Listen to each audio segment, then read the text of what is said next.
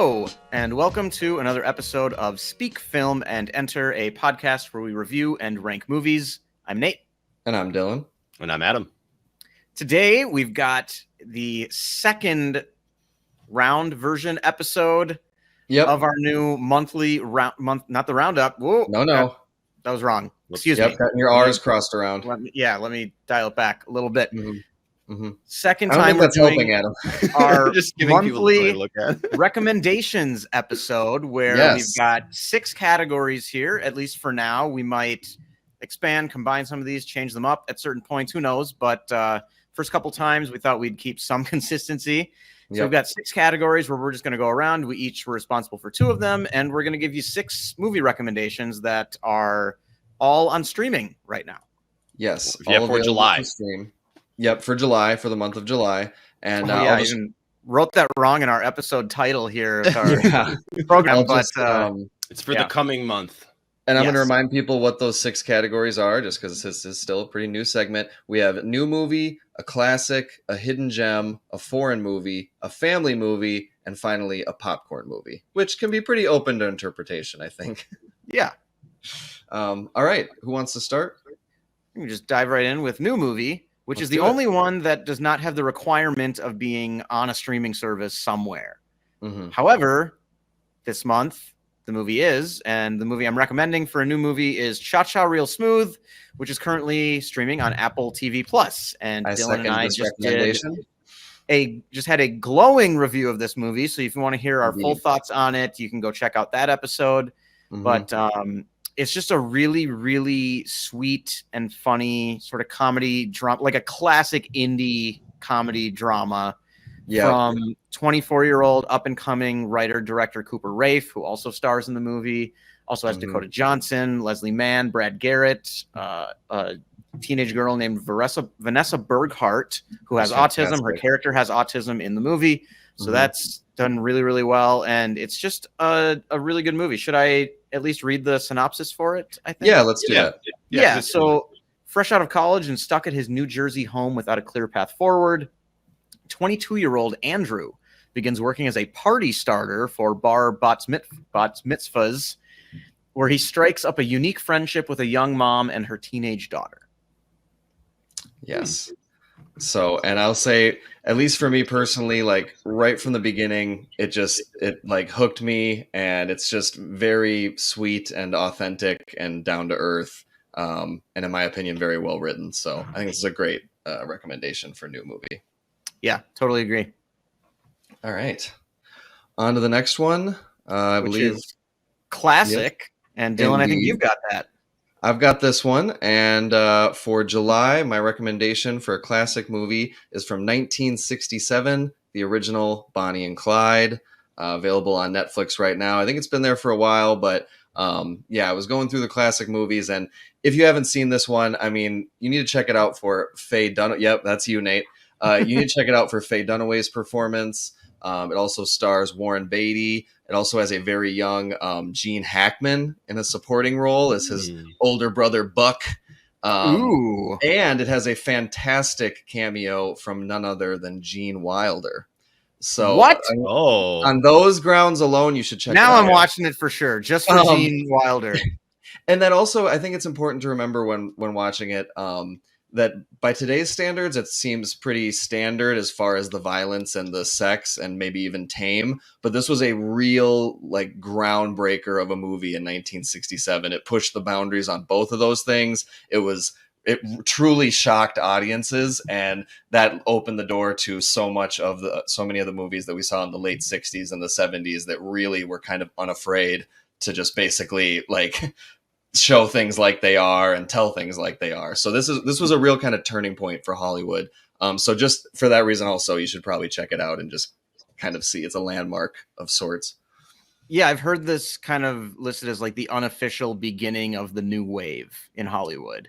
Kind of the end of the studio fare, and then like more out like shooting on location and just kind of fewer restrictions on what can be shown. Mm-hmm. So, I mean, just for that, I really do need to watch this movie. I just feel like I feel like I know I'm gonna like it and not love it. and it just feels like Yeah, and I think automatic. From watching it. I think that's fair. I think you'll like it, but not love it. But no matter what, you'll be able to appreciate it. I think, for what it is. So that was my Adam. Have you seen the 1967? I have not. Ooh, This is on Netflix. So normally when there's a movie that's this old, it's like, oh, it's only on the Criterion Collection, or it's only. Dylan like and I made a rule for ourselves that we would not be recommending movies that are only on Criterion. I think that's a smart play. I think that's a very smart play. During this segment, yes. That would be every that's month. kind of an us thing. Mm-hmm. Yeah. Mm-hmm. Yeah. All right, on to the next one. Yeah. I can take the next one. I think we're gonna do a family movie. Okay. Or do you want to switch up and just keep going down the list? Go right ahead. Yeah. It's family movie time, Adam. Family movie time. I chose this month on HBO from 1994, Angels in the Outfield. I think it's time. Very seasonal. So yeah, summer baseball happening a bunch. I watched this movie a ton when I was younger. I wore out the VHS I had. Also, let's run through the actors that are in this movie before a lot of people remind me. Yeah. Huge. So Danny Glover, Tony Danza, J.O. Sanders, Joseph Gordon-Levitt, Neil McDonough, Adrian Brody, Matthew McConaughey, Dermot Mulroney, who you would recognize, and Brenda Fricker and Christopher Lloyd. Brenda Fricker being at least claim to fame in my mind. She's the pigeon lady in Home Alone 2. She's in it. And Dermot Mulroney is Russell, if you've seen the show New Girl.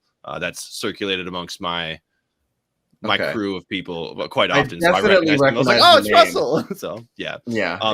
A ton of people in this movie that were super young. Like Joseph Gordon-Levitt is the main character, and he's like a 8-year-old boy. I think he's like 12, 11, something like that. In there. Yeah. Okay.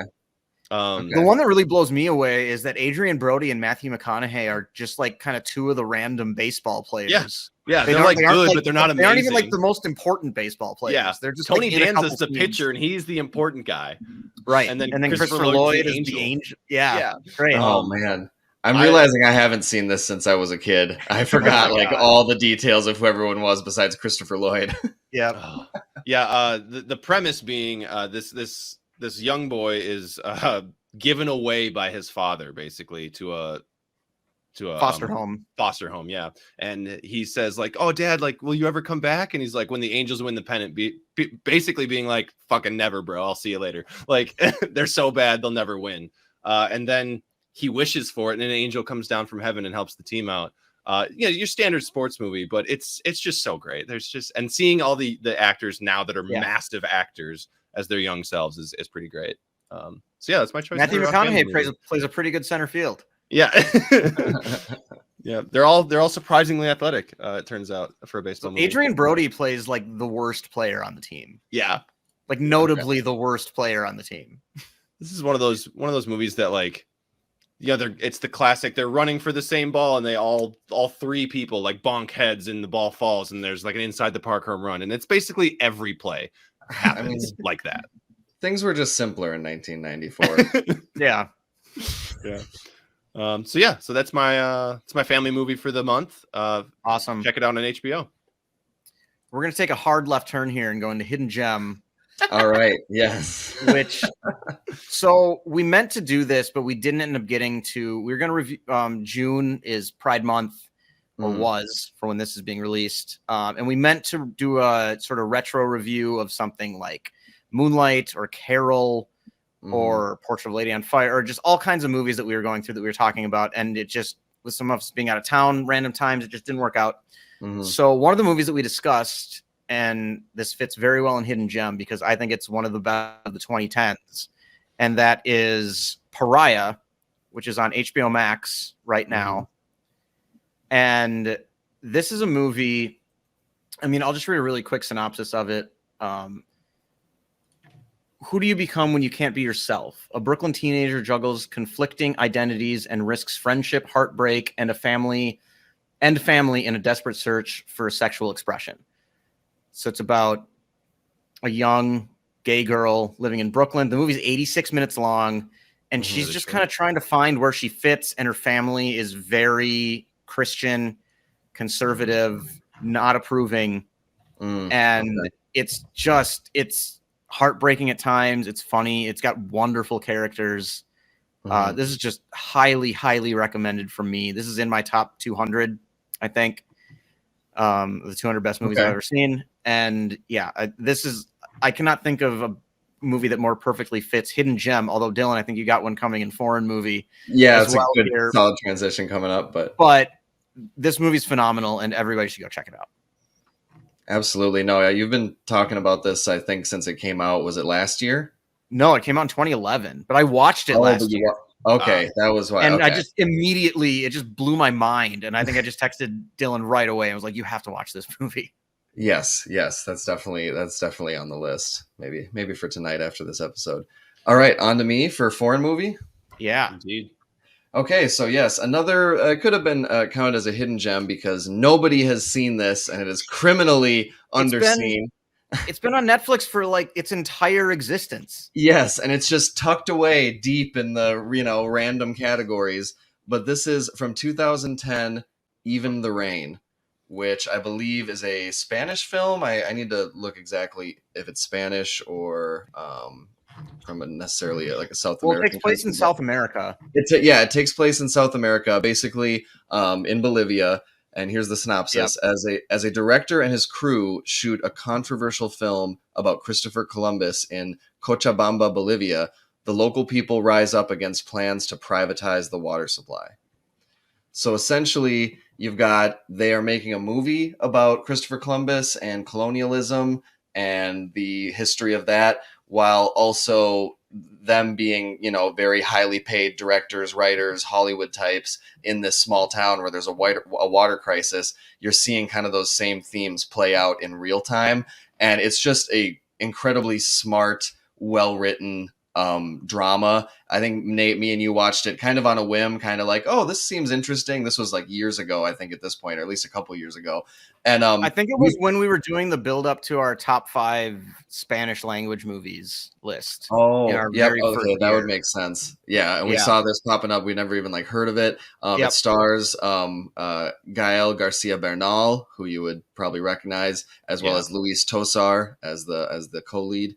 But yeah, I mean, it's just a really interesting, unique story, and the characters are very, I don't know, it's just really well put together. I mean, you have the local kind of villager who's kind of fighting and leading the fight to dig their own trench for a well, and of course the government officials are shutting that down. So he's already kind of gotten to the point where he's willing to violently resist, but also they cast him as one of the villagers because they're like, look at his look and look at his eyes. They're so passionate. This is perfect. So he's playing a native that won't go along with Christopher Columbus's plans while he's also fighting for water in modern day. And I don't know, there's just a lot of really interesting things. And then at the end, I felt like the climax, what they brought it together, and the choices that the characters have to make were truly I remember me and Nate watching it oh wow, this is a really good drama right now. The one thing I'll add about this movie is it's a very political movie. And it might be the best fictional movie to illustrate the differences between neoliberalism and progressive politics that I've ever seen. Yeah. Okay. Mm-hmm. So also, did Dylan cut out for you as well when he was reading the synopsis for this movie? No, I got it. Was it just me? Okay. It might have been just you. I saw you go hazy a little earlier too, so it might be. Oh, because you both went hazy for me at the same time, so I don't know. Okay, well, I'm willing in case you missed it the first time, or just so you want to listen again, because seriously, just read through it one more time, just in case. It's También la lluvia, but even the rain. As a director and his crew shoot a controversial film about Christopher Columbus in Bolivia, local people rise up against plans to privatize the water supply. Yeah, and it is just really good. It's a nice little hidden gem. So that's my recommendation for foreign movie. On to you, Adam. All right. The final recommendation for the month is our popcorn movie. So this kind of encompasses a lot of different categories, or at least, whatever you want it to be, it can be. Action, comedy, whatever. Yeah. I tend to think of stuff like, the action movie genre, or, typically I would subscribe to the summer blockbuster would be considered the popcorn movie. That's kind of the classic example. Yeah. This month I went with The Gray Man, coming out on Netflix. on July 22nd. It stars Okay. Ryan Gosling in his first movie since First Man in 2018, which was the movie he did right after Blade Runner. Okay. Yep. It stars Ryan Gosling and Chris Evans. I like that. And Ana de Armas has some cameos in there. Okay. But the movie is when the CIA's most skilled operative, whose true identity is known to none, accidentally uncovers dark agency secrets. A psychopathic former colleague puts a bounty on his head, setting off a global manhunt by an international assassin. So it's going to be your standard action movie, a lot of what sounds like a Mission Impossible or a Bourne Identity type situation. But with those two actors, Chris Evans coming, fresh off of Lightyear, and changing it up, getting back into it like an action sequence or an action movie. Ryan Gosling coming out after 4 years in hiding or hiatus from acting. I'm just excited. It's also directed by the Russo brothers, who did Avengers, Infinity War, and Endgame. So the action should be on point. I'm pretty excited to see, a standard movie that I think it's going to get elevated by the directors and the performances. So, hopefully the action is fantastic. So, yeah, no, I trust the Russo brothers at this point. Yeah, I think they've proven they can take a multi-billion-dollar franchise series IP and make it great. They're going to be able to make this. They're going to be able to elevate this quite a bit as well. Definitely Netflix kind of going for their own Mission Impossible, it seems like. Yeah. Because I think they've already said they want to make like a lot of these. So, really? Yeah. Oh, I have not discovered that in my research. Yeah, but again, that comes out July. It's highly classified, Adam. We're talking about the CIA's highest level spy here. It's pretty classified as to what they're doing.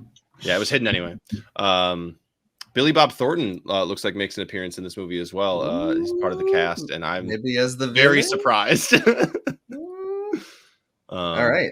Yeah. Excellent. Here we are. That's the popcorn movie. Do we want to go back to the list? Yeah, let's just run through the list real quick. Just the 6 movies that we recommended. I can just rattle them off here. A new movie, we're recommending Cha-Cha Real Smooth on Apple TV.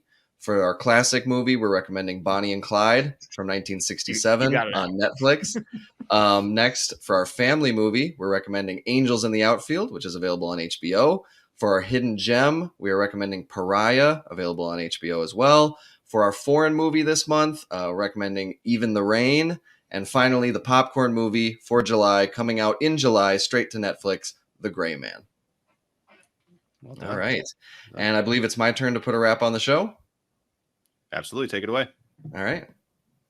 Yep. Rifle or gun, the people never run.